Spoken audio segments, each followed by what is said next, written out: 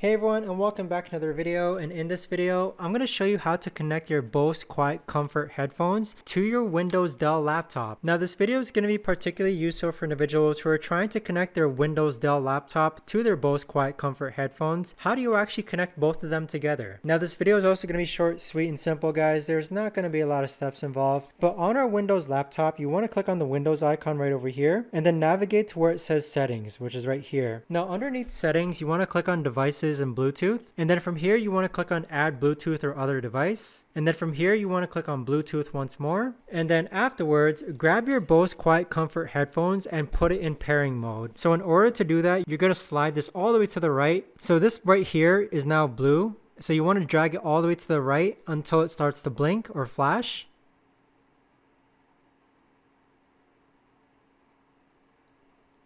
And there you have it. It is now blinking blue. So if we hop back over to our Windows Dell laptop, we want to find our Bose headphones, which is right over here. Okay, so the name of my Bose headphones is called Hypernova. I'm just going to click on it. So once it's connected, you'll see that right here where it says connected, and also the light on your headphones should stop blinking. So you'll see that it's now a solid color. So that right there, guys, is the best and easiest way that I know of to actually go ahead and connect your Bose QuietComfort headphones to your Windows Dell laptop. If you guys know of a better or easier way to actually do this, let me know in the comments down below. I would love to know. Thanks so much for watching, everyone, and I'll see you guys all in the next video.